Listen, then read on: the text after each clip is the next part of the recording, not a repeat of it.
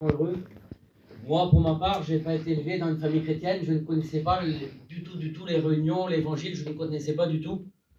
Et puis, pour tout vous dire, moi, les chrétiens, je ne les aimais pas. Pour moi, c'était des alléluia. Et puis, voilà, c'était comme ça. J'ai commencé ma vie comme ça.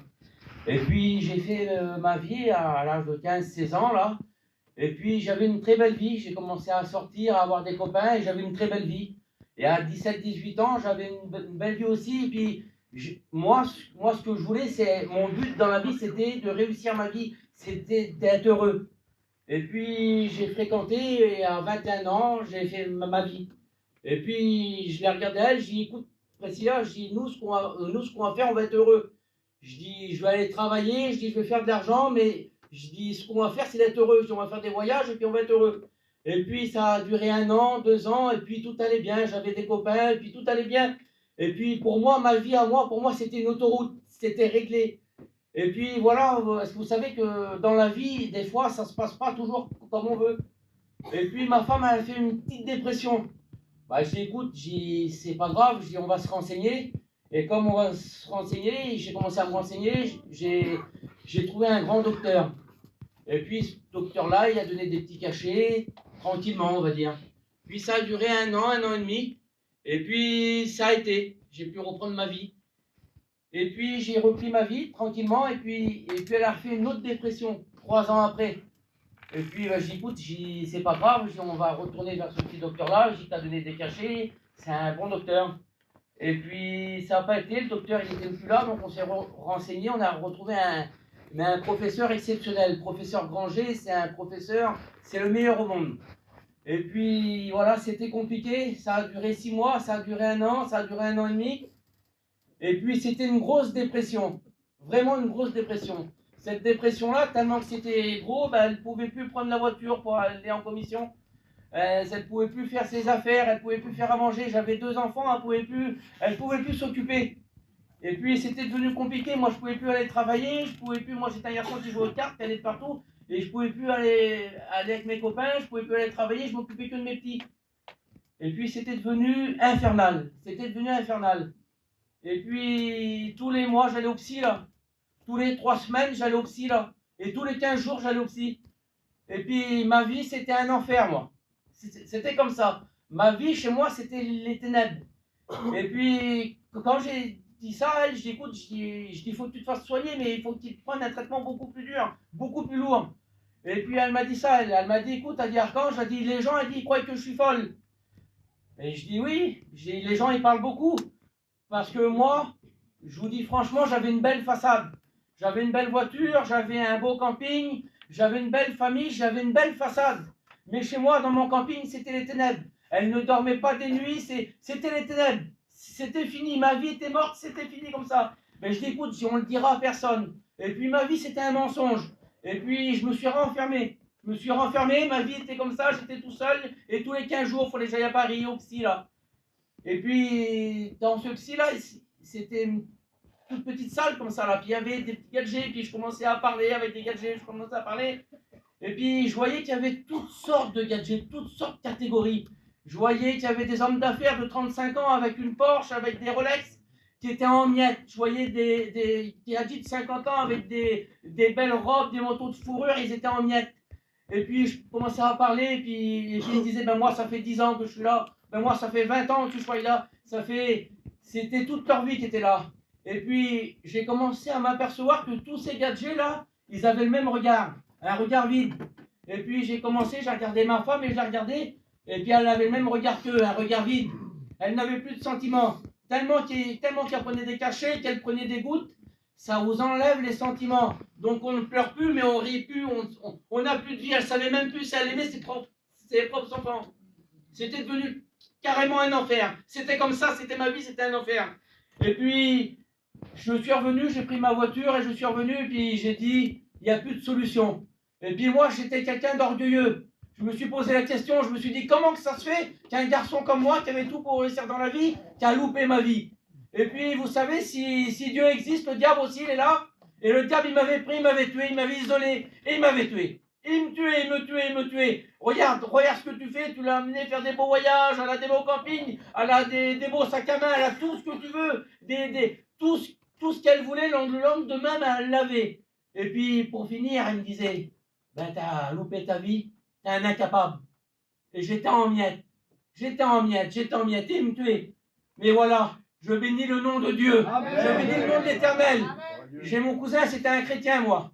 Le téléphone, il a sonné comme ça, et puis il m'a dit, Archange, il dit, je comprends plus, Archange, il dit, on ne voit pas, il dit, tu fais que travailler. Parce que moi, je disais que j'allais travailler, j'avais pris des magasins, je faisais des expositions, mais c'était pas vrai, c'était tout des conneries. Et il dit comme ça, il dit, t'es tout seul. Et j'ai ouvert mon cœur, j'ai dit, mon cousin, je dis, voilà, je dis, je travaille pas. Je dis, ma femme, j'ai fait une dépression. J'ai un peu pu prendre la voiture, un peu pu laver les petits, un peu pu les emmener au docteur. Mon petit fait de l'orthophoniste, c'est moi 3 fois qu'il l'emmène dans la semaine. Et je dis, écoute, je dis, ma vie, je dis, c'est un enfer. Et puis, vous savez ce qu'il m'a dit? Il m'a dit, Archange, il dit, je connais un grand professeur pour toi. Et je dis, mon cousin, je dis, s'il faudrait l'emmener en Amérique, je dis, je l'emmènerai demain en Amérique. Mais il dit, t'as pas besoin, il dit, viens chez moi. Il dit, ce professeur, il s'appelle Jésus. Et puis, je ne sais pas pourquoi j'étais contre 100% les choses de Dieu. Mais je ne sais pas pourquoi j'ai fait ça. J'ai pris mon camping et j'ai été à Nice là-bas. Et puis, quel privilège, Seigneur, d'un chrétien avec de l'huile. Quel privilège, Seigneur. J'étais dans ce terrain-là. Vous savez, on ne va pas élever les hommes, c'est Jésus qui guérit, c'est pas les hommes. Mais comme on a rentré dans le terrain, là, j'ai vu la paix, j'ai vu la joie. J'ai vu, il faisait une petite grillade, un petit café, avec des cantiques, avec un petit verset. Et puis ils sont occupés d'elle. Ils l'ont pris, ils l'ont emmené dans la voiture, ils l'ont mis, ils l'ont emmené à la Réunion. Et puis ça a duré 2-3 mois, comme ça, moi je m'occupais de mes petits. Et puis ça a duré 2-3 mois, et puis 3 mois après, j'ai pris mon camping, et j'ai pris ma route tranquille. Et puis au bout de 3 mois, j'ai dit, Précia, je dis, on dirait que t'es mieux. Elle a dit, oui, elle dit, je suis mieux. Elle pouvait reprendre la voiture, elle pouvait aller en course, elle pouvait refaire à manger. Elle mettait la musique dans le camping. Elle rigolait, elle dormait, chose qu'elle n'avait pas fait depuis 3 ans. Et puis je disais, quel professeur qu'on a trouvé là? Le professeur Granger là, je dis c'est un homme terrible. Je dis quel professeur? Et puis elle m'a dit ça. Elle a dit Archange, elle a dit il faut que je te dise quelque chose. Elle a dit j'ai arrêté les cachets, ça fait 3 mois. Et puis je me suis mis en colère moi, parce que le gars de Joe il m'avait dit ça. Il m'avait dit monsieur Leroux, il ne faut pas qu'elle arrête les cachets. J'ai donné un traitement, c'est pas, elle ne peut pas l'arrêter. Et des dizaines de fois, elle a voulu l'arrêter par elle-même. Elle n'a jamais pu l'arrêter au bout de 3 jours. Je disais, t'as voulu arrêter les cachets, il faut les reprendre. Mais elle me disait, les cachets me tuent, Archange. Elle dit, je sais même plus si j'aime mes enfants. Ils me tuent les cachets, c'est plus moi. Et moi, je disais, écoute, le docteur, il a dit ça. Et moi, j'avais mis toute mon espérance dans les docteurs. J'avais mis toute ma confiance en eux. Et puis voilà, elle me dit, voilà, elle dit, ça fait 3 mois, elle dit, je prends plus de cachets. Elle dit, il faut que je te dise quelque chose. Elle dit, j'ai été à la Réunion, et puis j'ai dit ça. J'ai dit, Archange, j'ai dit, voilà ce que j'ai dit. J'ai dit, Seigneur, si tu es vivant, Seigneur, si c'est vrai ce qu'ils disent les chrétiens, si t'es pas à des millions de kilomètres, alors délivre-moi de mes cachets, et délivre-moi de mes angoisses. Et puis moi, j'ai dit ça. Mais je dis alors, qu'est-ce qui s'est passé? Bah, elle dit, il y a une prophétie à s'élever. Je dis, c'est quoi une prophétie? Elle dit, c'est le Seigneur, elle dit, qui parle. Et je dis, disais quoi? Mais disait, je te délivre de tes cachets, de tes angoisses, et ton nom est inscrit dans le livre de vie. Et puis, comme je vous ai dit, j'étais un garçon très orgueilleux, et je n'aimais pas que quelqu'un prenne ma vie en main, moi. Je dis, écoute, je dis, tu te fais monter la tête. Je dis, c'est peut-être bien pour toi, mais je dis, pour moi, je dis, j'en veux pas. Je dis, chez moi, il n'y aura jamais un chrétien. Et je dis, tu n'iras pas à la Réunion. Et je dis, tu ne te baptiseras pas. Je dis, d'accord? Elle dit, tu feras comme tu veux. Mais je voudrais vous dire que la prière, elle marche. Amen. La prière, elle marche, mes sœurs. Si vous avez des foyers divisés, mettez-vous dans la prière. Ça marche. Et puis, elle a commencé à prier. Et puis, de temps en temps, elle allait à la Réunion. De temps en temps, je la laissais y aller. Et puis, 6 mois sont passés comme ça. Et puis, tous mes copains, ils se donnaient à Dieu. Je comprenais rien. Et puis, elle m'a dit ça. Elle dit, est-ce qu'on va en mission? Ben, je dis, si tu veux, et tous mes copains ils étaient venus, ils disaient, Archange, je dis, viens, on va en mission. Et puis, on a été en mission. Mais je dis, écoute-moi, je dis, ne te fais pas tes grandes idées, je dis, tu n'iras pas à la Réunion, je dis, tu n'iras pas au culte. Et puis, je dis, les pasteurs, je dis, il ne mettra pas un pied chez moi, ne fais pas des repas, des cafés, parce que je dis, moi, je m'en irai. Elle dit, oui, d'accord, elle dit, comme tu me diras d'y aller, j'irai à la Réunion. Et puis, j'étais en mission. Et puis, je voudrais vous dire qu'un chrétien, c'est pas n'importe qui. Un chrétien, c'est un témoin de Jésus-Christ. Et j'ai vu la contact comme ça avec les chrétiens, que moi, que c'était toujours à refaire, les restaurants, les sorties, et que c'était toujours à refaire, et qu'avec un café, ils étaient heureux, avec une grillade, un café, n'importe quoi, ils avaient toujours la joie. Et moi, je me disais, mais ils sont fous, ces gens-là. Ils ont les campings qui traînent par terre, et je dis, mettre 20 € chacun pour faire une grillade, et je dis, ils sont heureux. Je dis, c'est des fauchetons, ces gens-là. Je dis, quelle erreur que j'ai fait de venir là. Et j'ai mon fils qui est là, il avait 9 ans. Et puis, au bout de 3-4 jours, j'ai été vers lui, j'ai dit, mon fils, je dis, tu te plais ici? Il dit, mon fils, il dit, oui, mon père, il dit, je me plais. Il dit, je me régale, on joue au ballon toute la journée, il dit, je me régale. Je dis, mon fils, ces gens-là, c'est des alléluia. Je dis, il faut faire attention, je dis, tu sais, hein. Ben, il dit, je sais pas, mon père. Je dis, mon fils, je dis, ces gens-là, je dis, ils font des réunions d'enfants. Je dis, ta mère, je dis, t'as vu, ils ont bourré la tête, ils ont bourré le crâne. Et je dis, ils veulent faire comme ça. Je dis, les prendre à 5 ans, à 6 ans, et ils leur bourrent le crâne. Et je dis, après, ben, je dis, les ont. Mais je dis, mon fils, nous, on n'est pas comme ça. Je dis, nous, on a des projets dans le monde. Elle me dit, oui. Mais il dit, mon père, il dit, tous mes copains, ils vont à la réunion. Je dis, mon fils, je dis, tu mets un pied sous le chapiteau. Je lève les 4 cris du camping et je m'en vais. Et puis le petit m'a dit, oui, mon père. Et puis 4-5 jours, c'est passé comme ça. Et puis j'étais au cinéma, puis j'ai été boire une bière. Je suis revenu chez moi, il était minuit et demi, et j'ai rentré dans mon camping. Et comme j'ai rentré dans mon camping, il y avait quelque chose de bizarre dans le camping là. Je ne comprenais plus. Et j'ai vu ma femme, elle avait une tête bizarre. Je dis, qu'est-ce qui se passe? Il s'est passé quelque chose? Elle dit, non, il n'y a rien eu, Archange. Et quand j'ai vu mon petit, il avait le visage transformé. Mais moi, mon enfant, c'est moi qui l'ai élevé. C'est moi qui donnais à manger, c'est moi qui le changeais, mon petit. C'est moi qui me levais le soir. Mon petit pouvait pas, moi. Mon petit pouvait pas me tromper.